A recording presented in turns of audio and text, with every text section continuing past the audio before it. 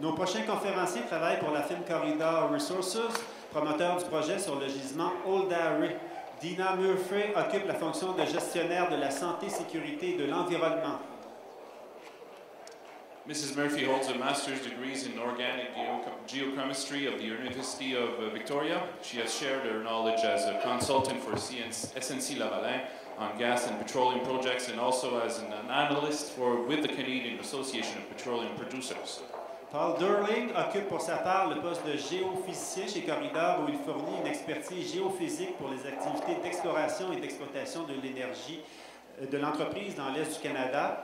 Leur conférence s'intitule Old-Harry, exploration responsable et potentiel économique pour l'Est du Canada.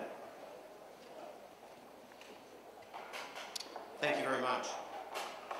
On behalf of Corridor, I'd like to thank the organizing committee for giving us the opportunity to speak at this forum and to describe the Old-Harry project at this forum. As most of you understand, we are here as observers, and we are here to listen. And our participation will be largely focused on this presentation. I want to stress that we are in the early stages of our project. We've only just filed a project description with the Canada-Newfoundland Offshore Petroleum Board, and it's just the start of the application process. We are in the process of developing an environmental assessment, and we hope that we'll be able to answer many of your questions here through the environmental process. We are reviewing the best science and the best practices as part of this process, and we hope that your review of the environmental process, once it's filed with the Newfoundland Board, that you will provide your comments to the environmental assessment through the regulatory process. Corridor Resources is a publicly traded company. Yes, I get a lot of giggles from this slide, but Corridor is a publicly traded company. I will be presenting some forward-looking statements, and if any of you choose to act on them, you do so at your own risk.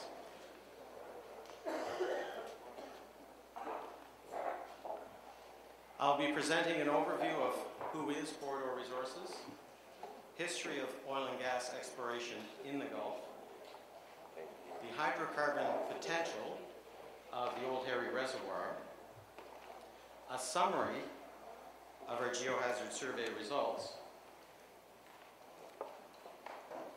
and then Dina will take over and she will give an overview of the exploration well in our project in EL 1105.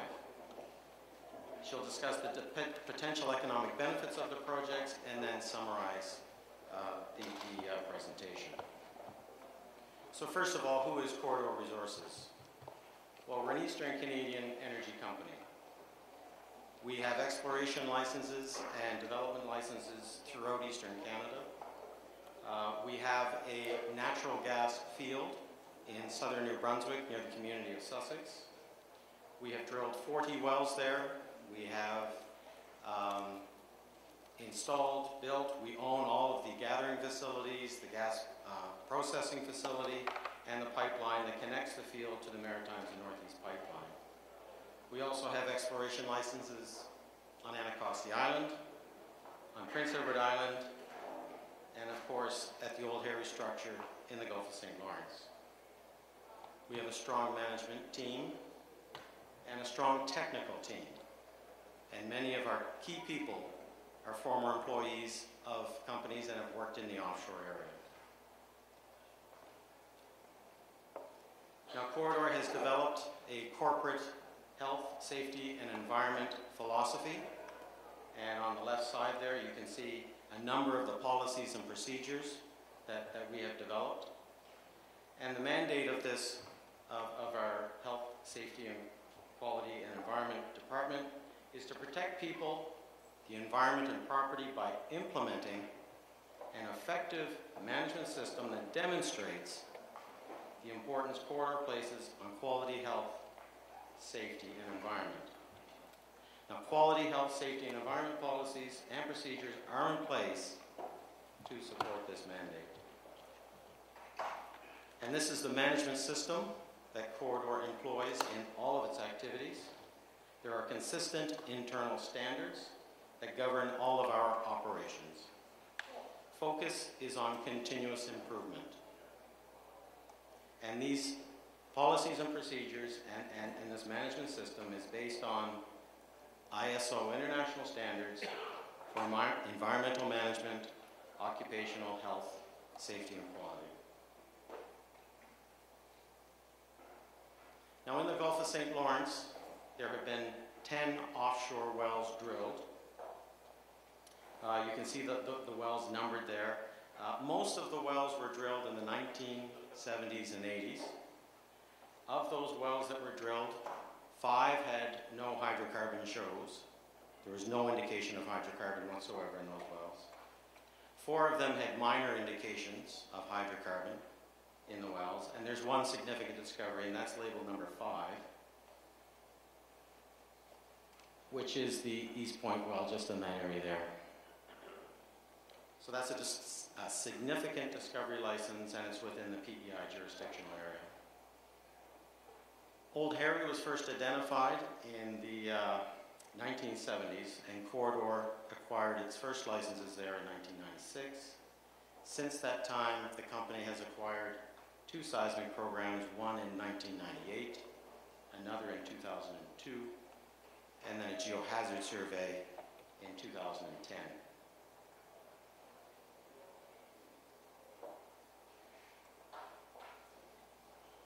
Now, in the Gulf of St. Lawrence, there are 2 geological basins. In the north, there is the Anticosti Basin, which is an older basin. It's about 415 to 490 million years old. And in the south, there is the Maritimes Basin, and that's the basin that contains the Old Harry structure. That basin is Devonian, mid-Devonian to Permian in age. It's about 280 to 390 million years old. The rock layers in the basin comprise mostly sandstone and shale. They are mostly terrestrial or land-derived, so they're deposited in rivers and streams. So that most of those sediments are terrestrial derived. And there's one marine layer, which is called the Windsor Group, and it comprises limestone, gypsum, and salt. And in fact, the salt that's mined here on the islands is part of that formation, the Windsor Group. Now, I want to just quickly summarize what a petroleum system is and how it's comprised. First of all, at the top, you have the trap at the top, which is shown here by this black dot. And it's basically an upside down, you can almost look like it as an upside down bowl. Over the top of the trap, there's generally a seal, which is an impermeable shale rock over the top of the trap. The main feature of the hydrocarbon system, or one of, is the reservoir, which is this sandstone unit situated in, and it is that unit that accumulates or collects the hydrocarbons up in the top of the trap. And at the base of it, we have the source rock down here at the bottom. And the source rock contains organic material, which when it's buried deeply and heated up, it generates hydrocarbons. The hydrocarbons flow out of the source rock, up along the reservoir, and up into the top of the trap. So that's how a basic hydrocarbon system works. Now I'm going to come back just for a moment to the Maritimes Basin. Again, this covers pretty much most of the southern Gulf of St. Lawrence. It is a large basin. Old Harry is located in the northeastern part. And the colors on this map represent depths to the bottom of the basin, to the bottom of the sedimentary rock layers, to the bottom of the sandstone and shale. And you'll notice around the edge it's about 1 kilometer deep, and in the center, essentially beneath our feet, this basin comprising sandstone, siltstone, shale, and salt, up to 13 kilometers thick. So very thick sediment pile associated with this basin. And I'm just going to focus for a moment on the Old Harry structure outlined there in that white box. So this is, in the upper left, is a map of the Old Harry structure itself. The top of the structure is represented by the red colors, and deep off the structure down into the basin is represented by the blue colors. There are two cross sections. First I'm going to mention B prime. B is in the northwest and B prime is in the southeast. And here you can see some of the basic elements of the petroleum system are identified. In green we have the shale rock going over the top of Old Harry. We have the reservoir rock, and in this particular case, some of the source rock, the shale, that has the hydrocarbon content, are mixed in with some of the reservoir rock, and that's what you see there shown in pink, is reservoir and source rock. And then also in yellow below that is mostly reservoir rock. And you'll see in some places that we say we have multiple targets, and that's what we're referring to. We're referring to there's targets up here in the pink and also targets down in the yellow. So they're stacked, one on top of the other. And then down at the bottom we see the same thing, only it's in the different orientation across Old Harry.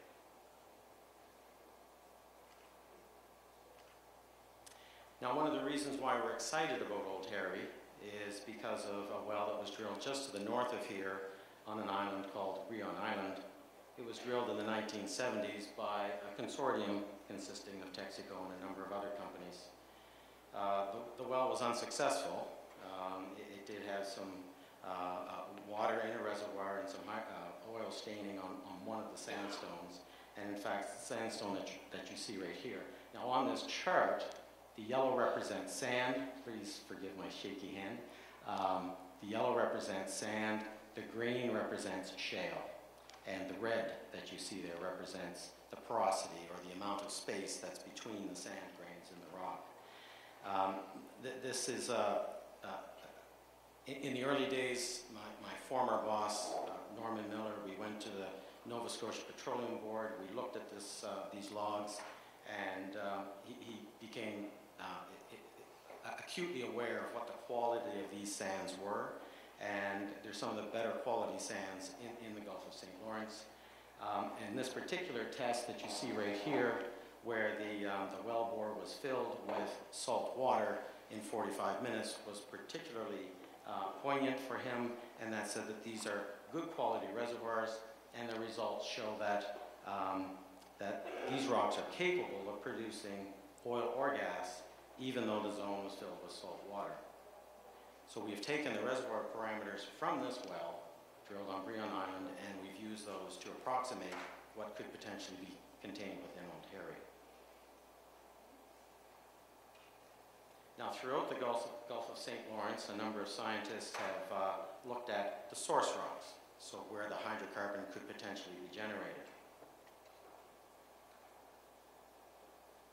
Now, as I said earlier, dead plants and animals form organic material, and this organic material, as the sand and shale layers are piled on top of each other and it's buried deeply into the earth, they're converted into oil and gas when deeply buried.